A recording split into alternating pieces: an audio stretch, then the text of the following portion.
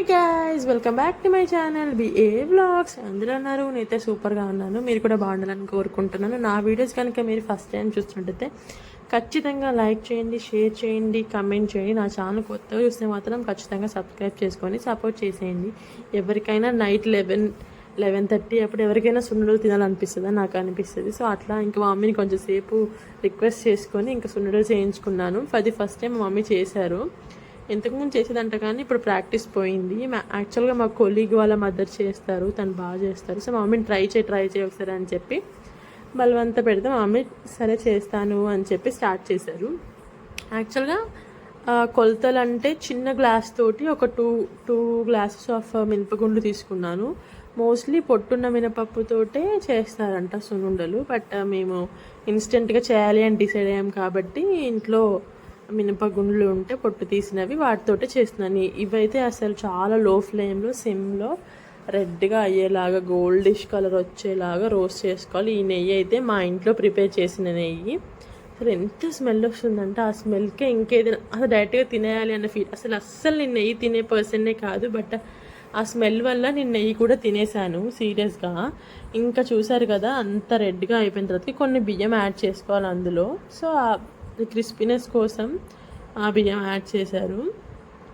అవి కూడా మంచిగా రోస్ట్ చేసుకొని చల్లారేంత వరకు ఉంచాలి. ఇందులో నేను ఒక 3 ఇలాచీస్ కూడా యాడ్ చేశాను ఫ్లేవర్ కోసం.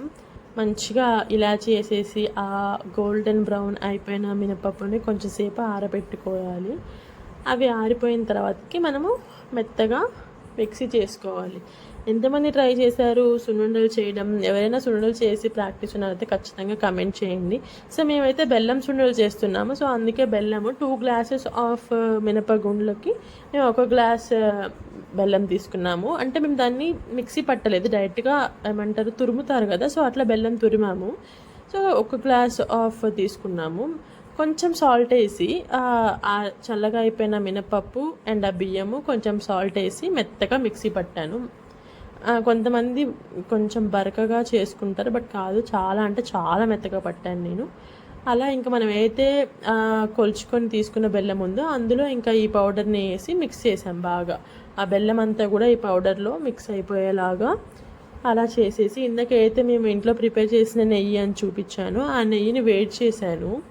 అది ఇంకా వేడి చేసి మనము ఏదైతే సున్నుండ చుట్టుకుంటామో ఆ నెయ్యి అంతా పౌడర్లో వేస్తూ మిక్స్ చేసుకోవాలి. లడ్డు వచ్చేదాకా అలా చేస్తూనే ఉండాలి. నెయ్యి ఎక్కువైపోతే మళ్ళీ ఇబ్బంది అయిపోయింది. కొన్నిసార్లు టెస్ట్ చేస్తూ ఉండాలి మధ్య మధ్యలో, అది లడ్డు అవుతుందా ఇంకా నెయ్యి పడుతుందా అని చెప్పి. సో చూసుకొని కొంచెం జాగ్రత్తగా చేసుకోలేకపోతే నెయ్యి అయిపోతే మళ్ళీ కుదిరితే టైం ఉంటే మళ్ళీ మినపప్పు వేయించుకొని ఆ పౌడర్ని మిక్స్ చేసుకోవచ్చు. బట్ జాగ్రత్తగా చేసుకుంటే తక్కువ నెయ్యి వేసుకుంటూ చేసుకోవచ్చు. కొంతమంది అయితే కొంచెం కొంచెం పిండికి లేదా కొంచెం కొంచెం లడ్డు కోసం నెయ్యి వేస్తూ చేస్తారు, బట్ మనం అసలు నెయ్యి తినాం కాబట్టి సో అలా కొంచెం కొంచెం నెయ్యి యాడ్ చేస్తే మా మమ్మీ అయితే ఇలా లడ్డూస్ చేశారు. అది ఫస్ట్ టైం చేసినా కూడా చాలా బాగా కుదిరాయి, అంత బాగున్నాయి. సో అలా మేము ఇంకా లడ్డూలు అయితే ఫినిష్ చేసాము. మీరు ఎప్పుడైనా ట్రై చేస్తారా? ట్రై చేస్తుంటే ఖచ్చితంగా కమెంట్ చేయండి. నా వీడియోస్ కనుక ఫస్ట్ టైం చూసినట్లయితే ఖచ్చితంగా లైక్ చేయండి, షేర్ చేయండి, సబ్స్క్రైబ్ చేసి కమెంట్ చేయండి, ఖచ్చితంగా సపోర్ట్ చేయండి. లాంగ్ వీడియో మొత్తం చూసేసి ఒక చిన్న